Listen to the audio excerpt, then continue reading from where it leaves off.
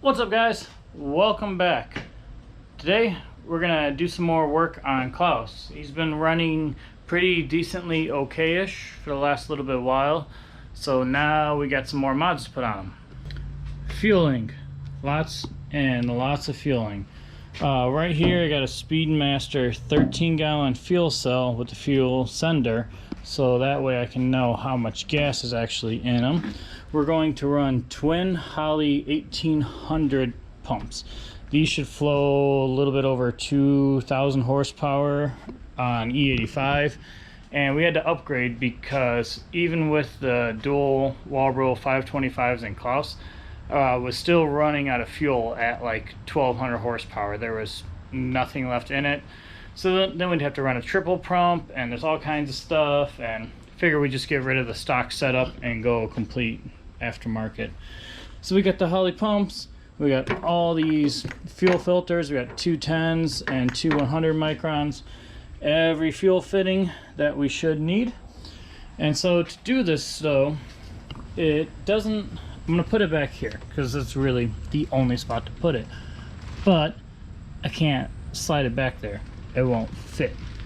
So the only thing to do is I gotta cut the bar here and the bar here, move that out, take off the parachute and all that stuff, and then I can get it in, get mounted. We cut a hole in the bottom of it because it's a sump system. This right here sits a lot lower, so that way it gets all the fuel that you need. And then once that's cut in, I got some plate steel because I have to weld that to the bottom of it, so that way all of this can mount to it. And then we got all new lines to run up, and it's gonna be fun. It's a lot of work. It's like 95 degrees today with 100% humidity. It's horrible, but hey, I'm gonna go ahead and jack the car and get started.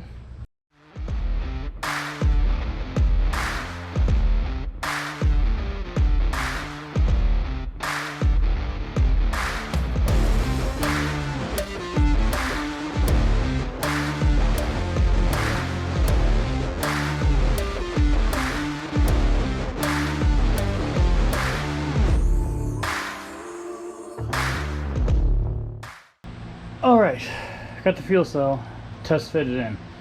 You guys saw me struggling a little bit because it couldn't get past the parachute. I know I said I was going to take the parachute out, but little did I know that when I put in the tow hitch, I framed in around the bolts for the parachute.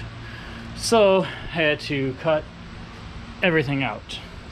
But fuel cell is going to go about right there. You can see where I got to cut out the notch for it to drop in. It's good size away from the battery, going down underneath.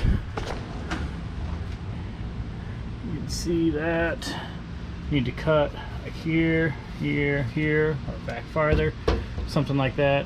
Then I'm gonna have to reinforce my hitch again. But whew, it's a hot one. Still need to get the stock fuel tank out. Oh, fun. Alright, suppose I should probably start draining it. Alright, fuel tank is drained and out.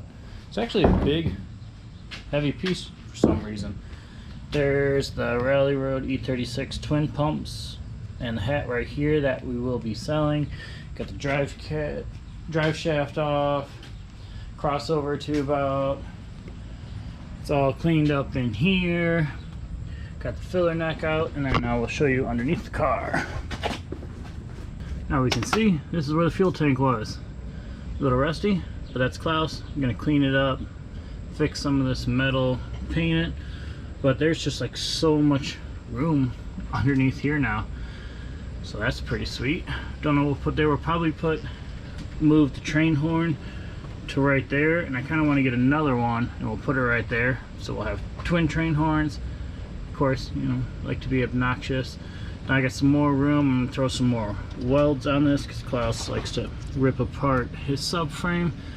But we're gonna keep moving along, and I think now I'm going to cut the holes right there so we can start test fitting the fuel cell. We'll get that mounted in. We got electrical system to do. I don't know if I'm gonna do that before or after we mount it. Who knows? There's a lot of work to do.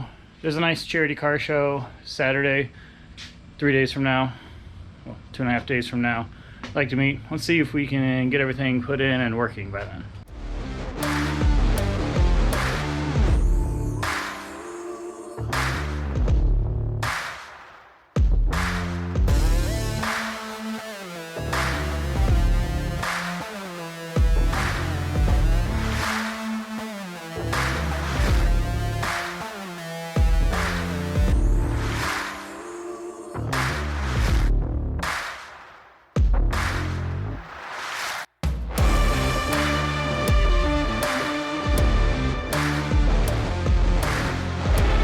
Got the fuel cell in right here.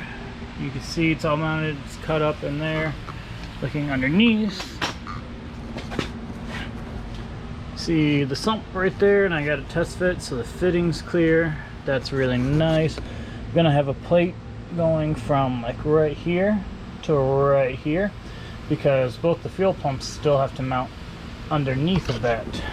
So what I did is I got my metal over here, and I'm doing it kind of the right way. Instead of self tappers, I have threaded nut certs in there. So this will get welded on upside down, and then the fuel pumps will just thread and bolt right in right there. Doing things a little more proper this time around, but keep working on that. I also need to throw some threaded nut certs into this for the fuel cell. So I'm gonna keep plugging away on that. Sorry about that. Got in the mood of fabricating and didn't really record much, but I got a lot of the cutting and welding and mounting done. I made these mounts right here, so what these will act as a quick release so I can get a fuel cell in and out, so I can maintenance it. That goes right in there. Oh, not really mounted it, but welded up this because this will be our NHRA shutoff to the power. That's what all the cool race cars use. Right here, you saw that was cut out.